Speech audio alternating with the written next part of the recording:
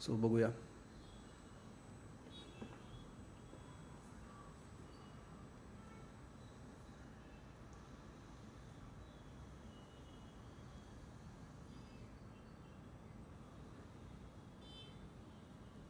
NFP data green आला. घ्या घ्या, low low low low low low. मैं सुबह से वही तो चिल्ला रहा था कि नीचे आएगा नीचे आएगा, किसी ने सुना नहीं.